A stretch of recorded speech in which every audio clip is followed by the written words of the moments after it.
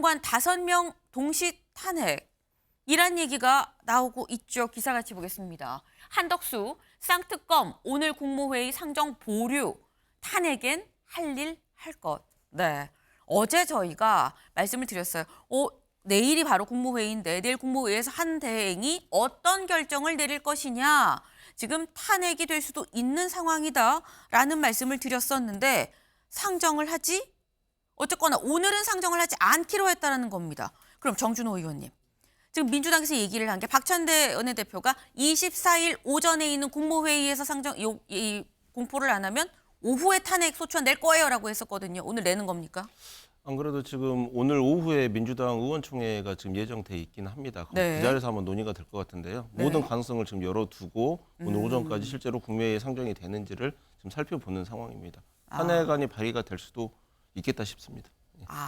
모든 가능성을 좀 열어놓고 오늘 오후에 민주당에서 의원총회에서 아마 결정이 될 것 같다. 탄핵 소추안이 발의가 될 수도 있을 것 같다라는 말씀을 하셨어요.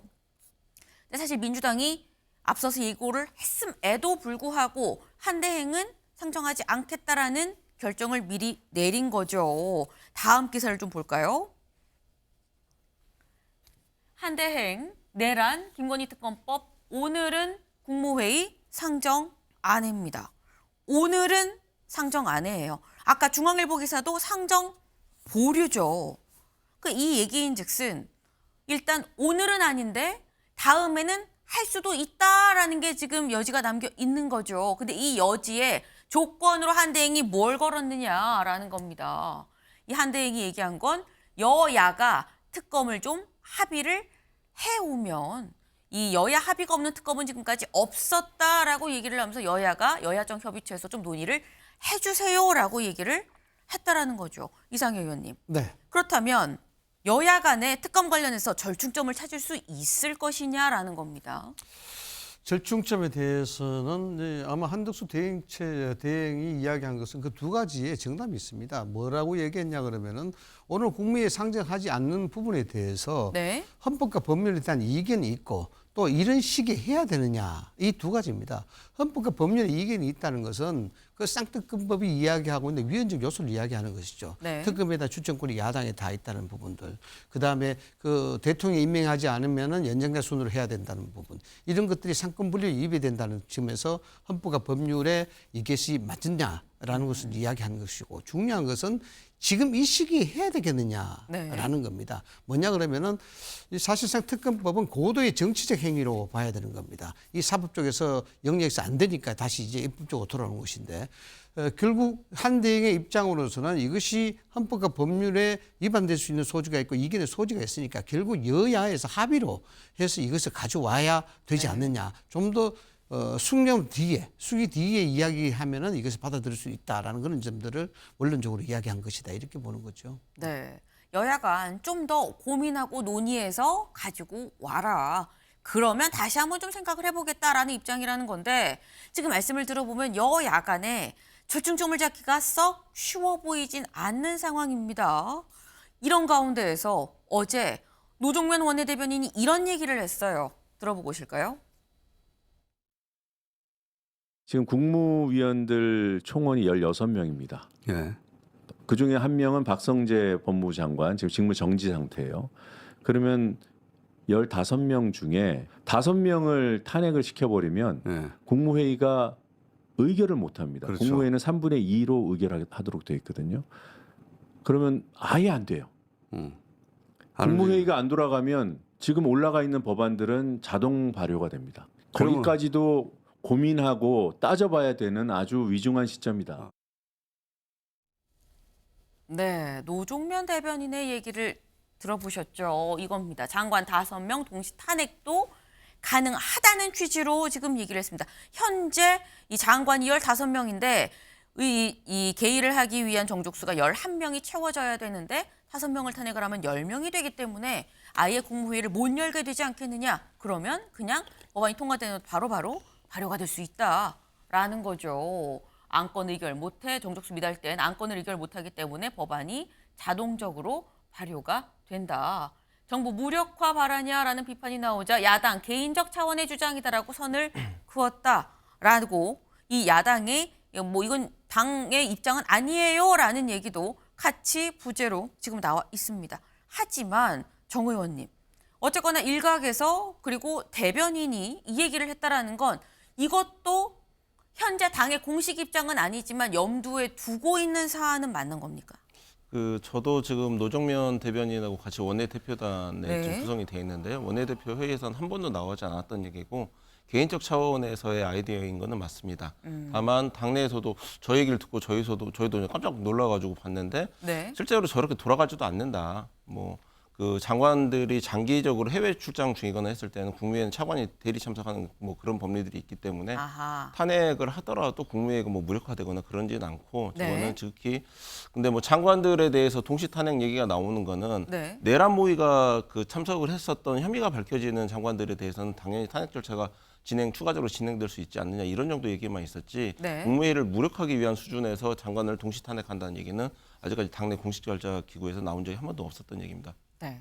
당내 공식 이 기구에서 논의를 할 때는 전혀 나오지 않았던 얘기다라고 말씀을 하셨어요. 그리고 사실상 이게 현실화되기도 어렵다. 장관이 없으면 차관이 대신 참석을 할 수 있는 거 아니냐라고 말씀하셨는데, 근데 만약에 이런 상황이 도래한다고 한다면 그럼 이상희 의원님, 네. 국민의힘에선 대안이 있는 겁니까?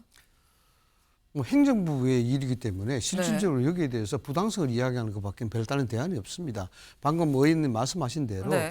저게 과연 현실적으로 가능하냐에 대한 부분인데 만약에 저게 노정면 의원은 결국 공식적인 대변인 아니겠습니까? 민주당에. 대변인이 저런 이야기 했다는 것 자체가 굉장히 위험스러운데 저런 현실을 입에 올리는 그 자체가 저게 만약 현실화되면은 그야말로 그것이 입법적 쿠데타에 해당이 되는 겁니다. 정부를 무력화시키는 것이고 당연히 역풍이 불 수밖에 없습니다. 그래서 제 개인적인 사견으로 저것이 현실화되기는 상당히 어려울 것이다. 간단한 논리 아니겠습니까? 지금 입법부가 16명이거든요. 네. 그 16명인데 정족수가 되려고 그러면 의기 정족수가 되려면 11명 맞춰야 되는데 네. 여기에 5명 탄핵을 무더기를 해버리면 10명으로 줄어든다. 나머지 한 명은 누구냐 그러면 박성재 법무부 장관이 직무정지가 돼 있기 때문에 그렇습니다. 그럼 완전 무력화된다는 것인데 네. 대응체제가 말씀하셨듯이 있기 때문에 무력화되기는 참 쉽지 않고요. 그런 발상을 했다는 자체가 민주당이 이 사안 자체를 너무 일방적 시각으로 편협된 시각으로 보고 있지 않느냐라는 생각을 좀 합니다. 네. 일단 민주당에서는 일각의 이 개인 노정면 의원 개인의 생각인 거고 공식 회의에서 나오지 않았다라고 얘기를 했습니다만, 하지만 어쨌거나 직책이 대변인 아니냐, 이걸 공개적으로 얘기한 건 좀 문제가 있다. 현실화되기는 쉽지 않다는 데는 좀 공통적으로 말씀을 주셨어요. 근데 사실 장관도 장관이지만 오늘 오후에 민주당에서 의원총회를 열고 한대행에 대한 탄핵 여부도 같이 지금 논의를 한다고 얘기를 했죠. 근데 한대행의 탄핵도 사실 쉽지 않을 수도 있겠다 싶은 게 다음 기사 볼까요? 한대행 탄핵 소추하려면 대통령처럼 200명 이상 찬성이 필요하다라는 얘기가 나옵니다. 사실 어제 저희가 뭐라고 말씀을 드렸었냐면 이 민주당에선 총리로 봐서 151명이 되면 이거는 이 151명이 찬성을 하면 탄핵이 될 수 있다. 아니다. 국민의힘에선 대통령으로 똑같이 봐서 3분의 2, 200명이 찬성을 해야 통과가 될 수 있는 거다라고 주장을 한다. 엇갈린다. 이거 누가 판단하냐? 라는 말씀을 드렸죠. 근데 오늘 보도는 또 이 부분이 있어요. 이거 볼까요? 국회 운영위의 전문위원이 계엄 전에 지난 10월입니다.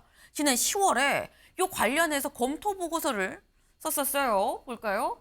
대통령에 대한 가중된 요건을 대통령 직무대행자의 경우에도 동일하게 적용하는 게 해당 직무대행자의 지위, 직무를 고려할 때 적절하다. 다시 말해서 대통령 권한 대행이라고 하면 권한 대행을 탄핵을 할 때도 대통령과 같은 수준의 200명 요건이 충족이 돼야 된다라는 취지입니다. 정 의원님. 네, 이게 지금 해석론이 이렇게 갈리는 것도 저는 좀 사실 좀 의아하긴 합니다.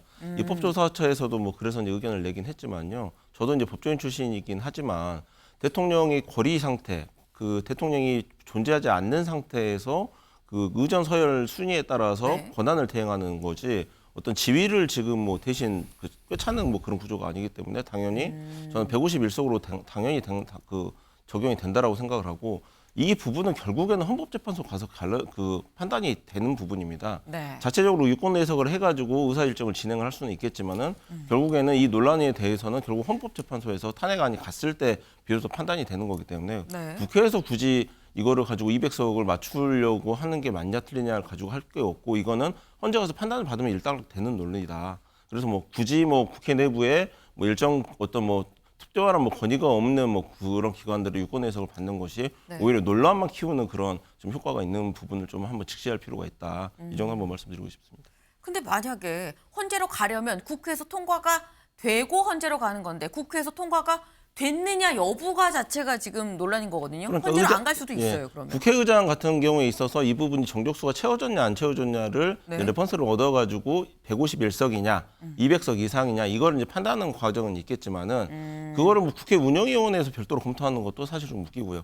이거는 국회의장실에서 자체적으로 판단을 해야 되기 때문에 네. 차라리 입법조사처 같은 이런 그런 공식기구에서 레포팅을 받는 건 이해가 되겠지만은 이거는 의장실에서 판단을 해야 되는 문제고 네. 결국에는 마지막 그게 적법하냐 안 하냐는 헌법재판소 가서 이게 판단을 받고 일단락이 되는 논의 구조다. 이런 정도는 한번 좀 이해를 해주셨으면 좋겠습니다. 네.